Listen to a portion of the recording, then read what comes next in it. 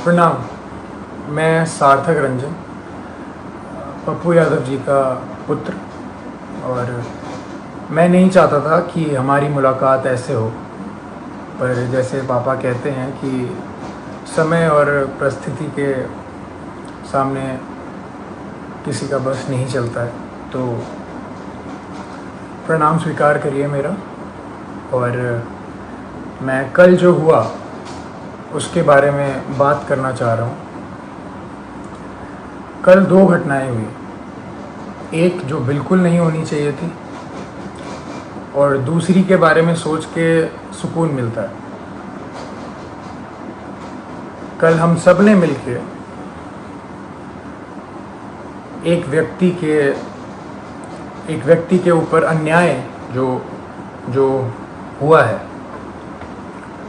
हम सब ने मिलके ट्विटर पे हमने उस ट्रेंड को नंबर 1 कर दिया और काफ़ी घंटों तक रहा। मैंने भी ट्वीट किया घर पे अपने आराम से सोफे में बैठ के, उसे नंबर 1 ट्रेंड की दौड़ पे लगे रहे सोचा। पर वो कल हुआ और कल चला गया है, और अब जब जेल जाने की बारी आई है तो मेरे पिता अकेले हैं।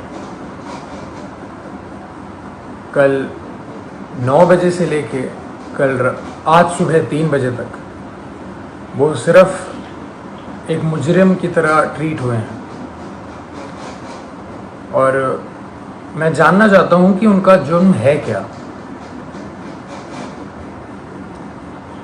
हॉस्पिटल्स की जो हालत है बिहार में, उसकी सच्चाई दिखाना जुर्म है, या दवाइयाँ नहीं हैं तो जिनको ज़रूरत है उनको दवाइयाँ पहुँचाना जुर्म है, लोगों को खाना देना जुर्म है, या जो काला बाजारी चल रही है दवाइयों की उसको पेश करना जुर्म है। सबसे बड़ा जुर्म मेरे को ये लग रहा है कि एक नेता के घर पे जो छापा मार के उन्होंने आप लोगों के लिए जो एम्बुलेंसेस यूज़ होनी थी वो बस घर पे पड़ी हुई थी, और वो बस ये चाह रहे थे कि वो सारी एम्बुलेंस यूज़ हों आप लोगों के लिए। मुझे लग रहा है कि यही जुर्म उनका सबसे बड़ा रहा।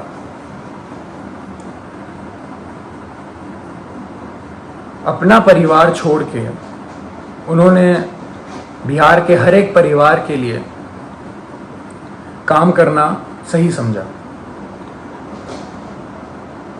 हर एक परिवार की एक भी पुकार अनसुनी ना जाए, उनका बस यही मकसद है। शुरुआत से मैं हर रोज़ बात करता था उनसे, कल के पहले तक हर रोज़, और बस एक ही चीज़ पूछता था मैं उनसे कि क्या आपकी तबीयत ठीक है, क्योंकि मैं भी घर पे बैठ के आराम से आप लोगों की तरह बस देखता था कि वो उनकी वीडियोस कि कभी वो कोविड वार्ड में जा रहे हैं, पेशेंट्स के बीच में जा रहे हैं, मुर्दा घर जा रहे हैं, या भीड़ के बीच में खाना दे रहे हैं, या कोई माँ उनसे गले लग के अपने बेटी या बेटे के लिए रो रही हैं। तो मुझे भी यही लगता था, या तो कभी किसी मुर्दा के साइड में खड़े हैं मुर्दा घर जाके, तो वो देख के मेरे को बस यही लगता था कि दूसरी बॉडी मेरे पिता की भी हो सकती है इस महामारी के कारण। और हमेशा जब भी मैं उनसे पूछता था कि पापा मास्क पहन रहे हैं या सैनिटाइज कर रहे हैं या कुछ ध्यान रख रहे हैं, तो वो कहते थे कि मुझे कुछ नहीं हो सकता, क्योंकि मेरे साथ पूरा बिहार है, उनका स्नेह है, उनकी दुआ है। और वो आज अकेले बीरपुर में पूरी रात नहीं सोए हैं और अकेले हैं, और जहां उन्हें रखा गया है वो बिल्डिंग किसी भी वक्त टूटने के दम पे है। और जब ऐसा व्यक्ति इतना काम करके, इतनी सच्चाई से काम करके अकेला पड़ जाए, तो बुरा लगने वाली बात है ये कि उन्होंने हर एक घर के लिए अपना घर छोड़ा है, अपने घर की जिम्मेदारियां छोड़ के आप सबके बीच रहने का संकल्प लिया, आप सबके लिए जीने के लिए संकल्प लिया। हमने कल बहुत साथ दिया उनका ट्विटर पे और इस पे नहीं, पर सिर्फ ट्विटर ही चीज़ नहीं रह गई है, सिर्फ नंबर 1 ट्रेंड होना ही नहीं रह गया है।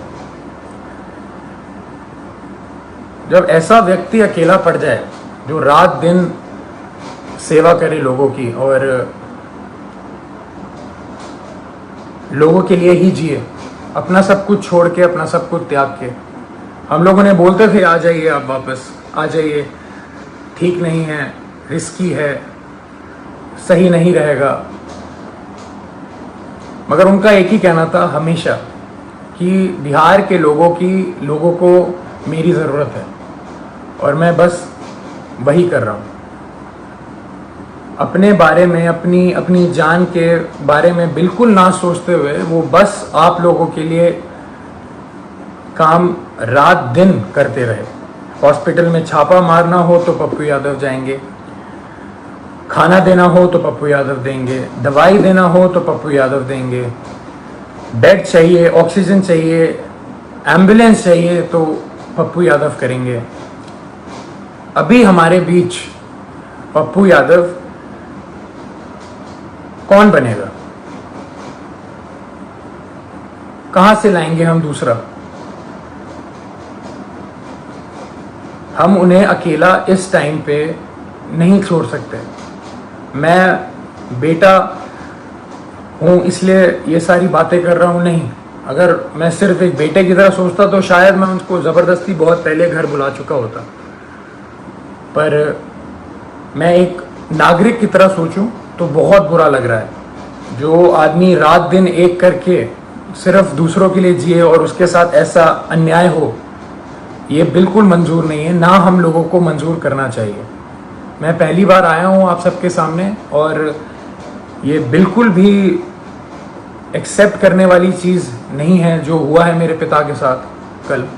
कल से हुए जा रहा है और अभी भी हो रहा है।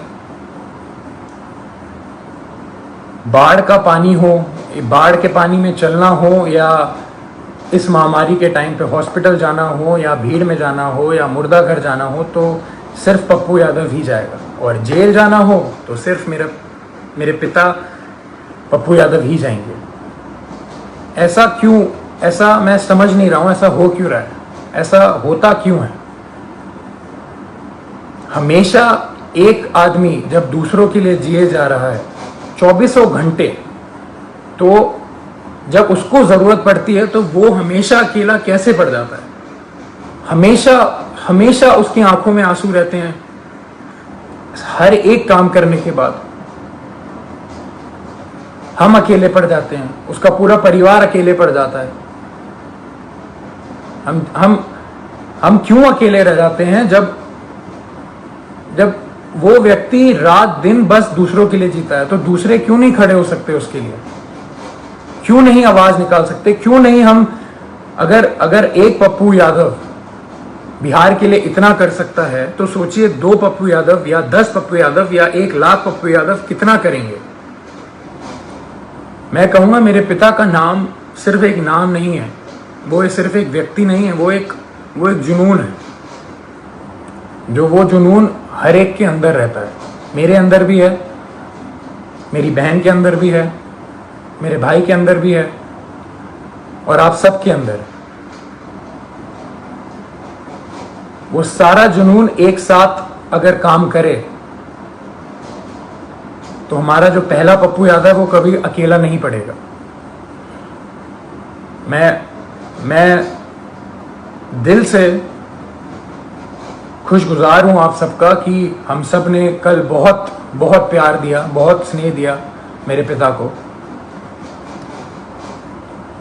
पर अभी रुकने की बारी नहीं है। उनको अभी तक हरास किया जा रहा है। जैसे कल रात से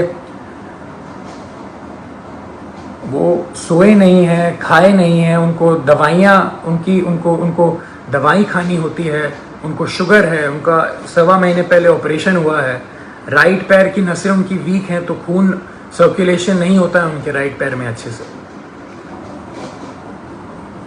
और किस जुर्म में ये सज़ा उनको दी जा रही है, मैं ये पूछना चाहता हूँ।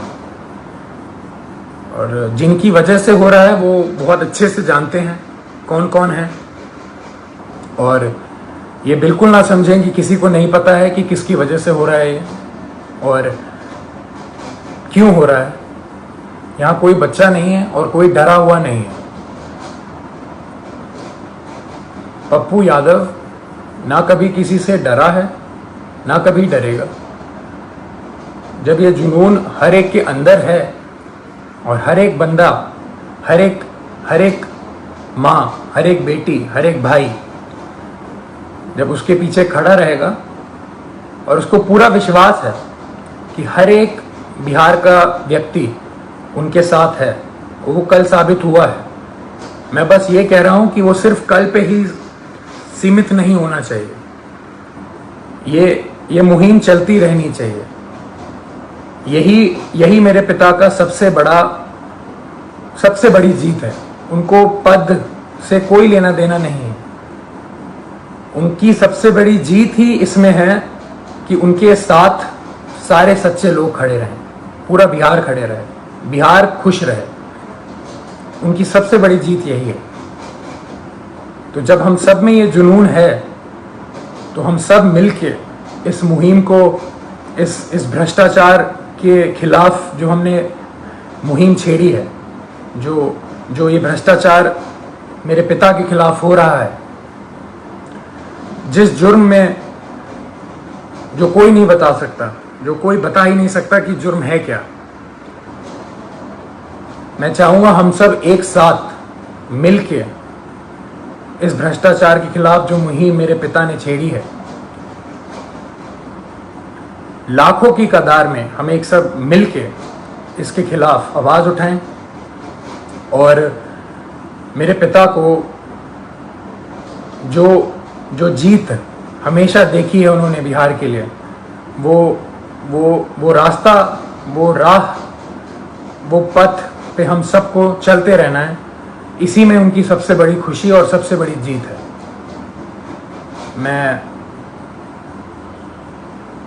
मैं बहुत खुश नसीब महसूस करता हूँ कि मैं अभी यहाँ बैठ के आपके सामने ये सब बोल पा रहा हूँ। ये मेरे पिता का संघर्ष ही है जो इतना प्रेम उन्हें मिलता है, और उनके नाम की वजह से मैं यहाँ पे बैठा हूँ तो आप सबके बीच में मेरी आवाज़ जा पा रही है। उनके संघर्ष को हम सबको मिलके उसकी आग को उठा के ही रखना है, बुझने नहीं देना है। प्रणाम।